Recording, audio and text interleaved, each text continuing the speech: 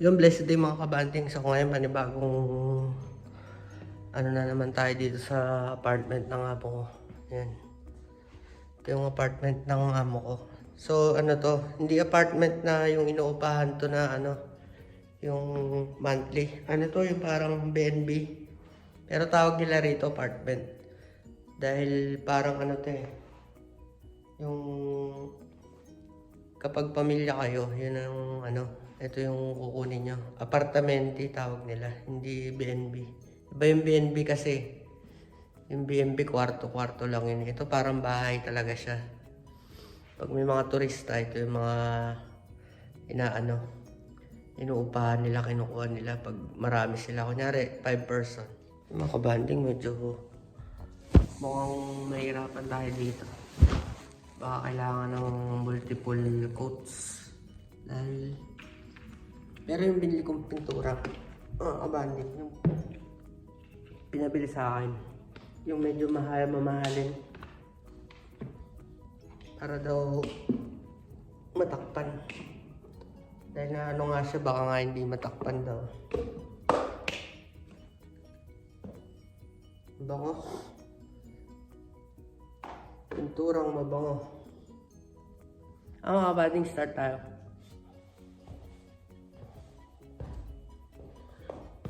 DIY tayo to. Tiles, gagawin natin pang ano. Meron tayong anuhan. Yung eto, pakita ko sa inyo. Yan, tiles. Dahil wala akong ano, nabiling yung parang strainer. Yung ganyan na lang, diretso na sa ano, sa lalagyan, hindi mo na kailangan isalin. Lagyan nyo lang ng ganyan. Ganyan lang ginagawa ko eh. Para hindi na bumili ng lalagyan na anuhan ng roller.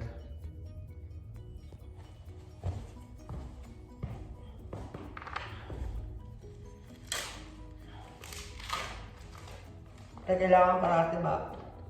Ganda pag bago parati roller. Kahit yung ano lang,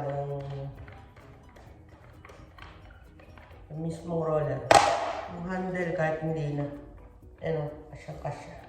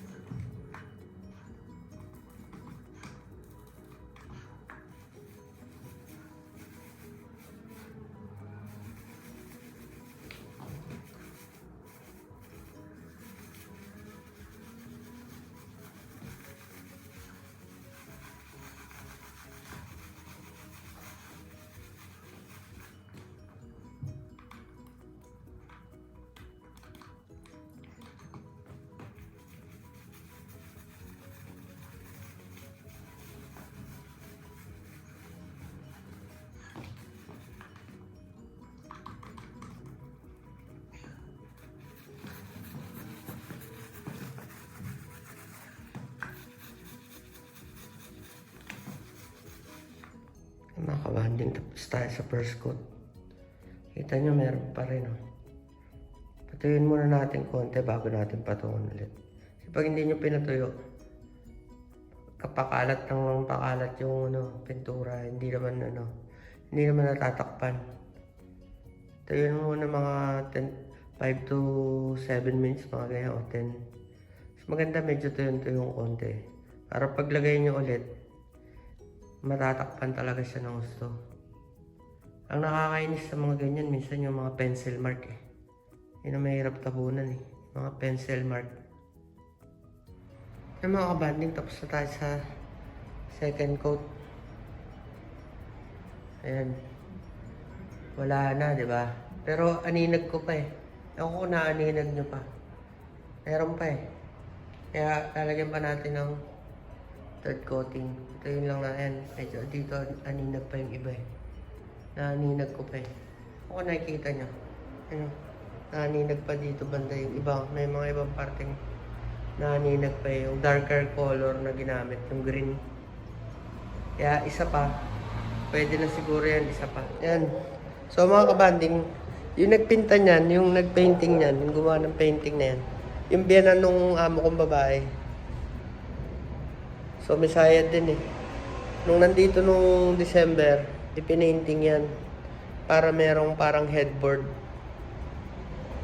As ang ginawa, bumili na itong pinapipinturahan ngayon yun. Ibig sabihin pinaghirapan ng matanda yung i-painting eh. Tapos nung umalis na eh, papatakpan lang niya. Isayad. Yung mga kabanding, okay na. Naka third coat na tayo. Tapos na tayong mag third coat. Yan. Wala na. Sayang yung ang ganda-ganda pa naman ng pagkaka-painting ng matanda eh. Yun, wala na siya. Nice. So yung mga kabanding, dahil tapos na tayo dyan. Babalik naman tayo ulit dito sa may sa may bodega. Dahil kakabit tayo ng third shelves. Yan. So, tatanggalin ko na naman yung iba. Pinagbabalik ko na eh. Sinabi ko na huwag mo nang ibalik eh. Pinabalik. Pahirap talaga to eh. Yan. Lahat ng mga nandito, dito muna eh. Wala man tao dito eh. Ay nako. Sarap muna to. Malaman natin kung may darating. So ngayon naman mga kabanding, ang pinapagawa na naman ngayon dito. Itong mga to, itong mga ginawa natin noong nakaraan, isasagad dun sa may dulo dun. Pinatatanggal niya yung shelf na yun. Pinatatapon niya na. Tapos ito, lahat isasagad pa ganun. Yan, dun mapupunta. Tapos yung bagong binili ko, isa lang. Pag ganun daw dyan. Pero baka ilagay ko rito yung isa, sayang eh. Kung kakasya yung malit na yun. Yung malit na yun, kung kakasya dito sa may space dito, ilalagay ko dyan. Pero kung hindi, tapon na nga. Aksaya din talaga eh. Si Asyang Aksaya. Pambira, nakabolt pala ron sa may sa pader yung shelf na yun. Ay, nakita ko kaagad eh. Mga kabanding, tapos na naman ako sa zone shelves yan. Tinambak ko dyan lahat. Medyo mais-ayos siya ng konti. Para nung mga nakaraan. Yan, na-ayos ko na. Yan. Sinagad ko dun. Tinanggal ko yung maliit dun sa dulo. Napatapon na niya. Medyo mayos. Sabi ko dalawa pa eh. Dalawa pa talaga eh, dapat eh. Hindi isa. Isa pang pa ganun dito na maayos na to. Hanggang dyan pag ganun. Daanan kung pag ganun. Paikot na ganun. Ayaw niya eh. Okay na yan. Huwag lang sana ulit sasabog tong ito ang delikado eh. Pag sumabog yung nagkaroon ng leak dyan sa niyan. Kahit isa lang dyan sa mga tubo na yan. Okay, yung motor. Patay, basa lahat dito. Kabanding, tapos tayo rito sa trabaho natin dito. Pwede natin balik tong... Ayan, babalik na natin ulit doon. Maraming salamat po sa panood. God bless, stay safe, peace. Bye!